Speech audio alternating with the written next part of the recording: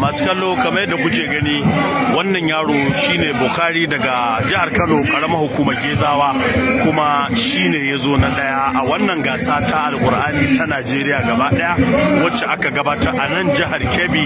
kuma Allah ya bashi nasara ya zo shine gwarzon shekara ga mai martaba sarkin musulmi nan da gwamnan jihar Kebbi da mataimakinsa da kuma tsohon gwamnan jihar Kebbi Adamu Alero a gabansu ake nada dan jihar Kano a matsayin gwarzon shekara a gasar karatun Alkur'ani da aka gabata kamar yadda kuke gani kai tsaye yanzu haka daga cikin Waziru Umaru Federal Polytechnic Arena da ke nan cikin garin birnin Kebbi a jihar Kebbi. Wannan yaro namu ne na jihar Kano kuma dan karamar hukumar Gezawa mai suna Bukhari. Alhamdulillah. Gwamnan jihar Kebbi, Comrade Dr. Nasiru Idris Karawandu, gwarzon daular Usmaniya, jigon Kebbi,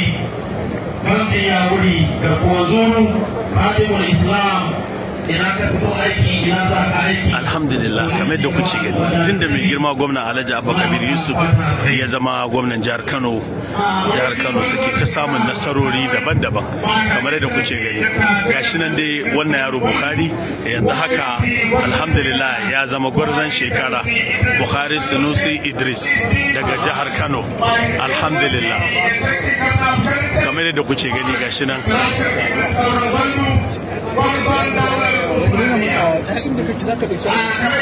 ga Bukhari nan suna gaisawa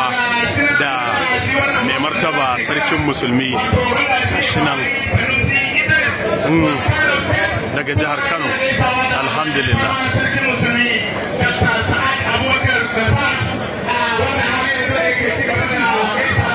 alhamdulillah alhamdulillah alhamdulillah ga Bukhari ya zama gwarzon shekara daga jihar Kano alhamdulillah kamar da kuke gani ga Bukhari nan gwarzon shekara daga jihar Kano alhamdulillah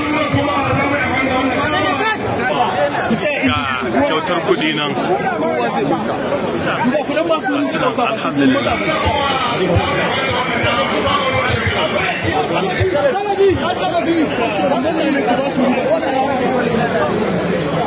ga shi nan dai masu kallo kuna gani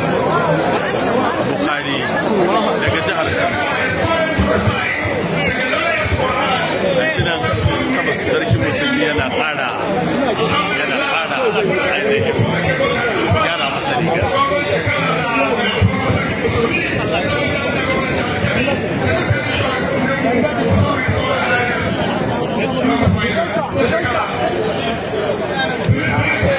yawa Bukhari ga nan suna gaisawa da mai girma gwamna kai alhamdulillah kamar yadda kuke gani gashi nan suna gaisawa da mai martaba sarkin musulmi kuma sun ga su gaisa da sarkin Gwandu kamar yadda kuke gani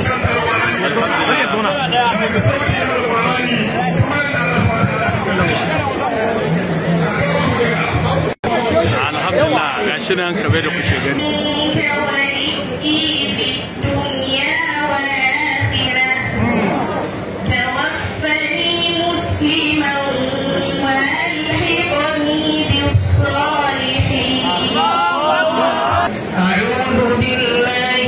الشيطان الرجيم بسم الله الرحمن الرحيم إذا جاء نصر الله والفتح إذا جاء نصر الله والفتح إذا نصر الله والفتح إذا جاء نصر الله والفتح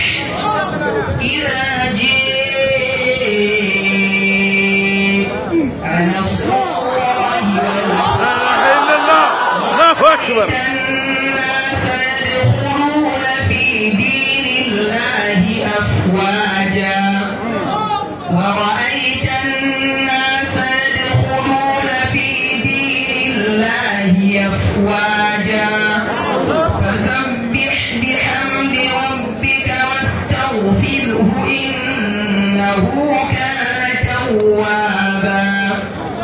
واستوى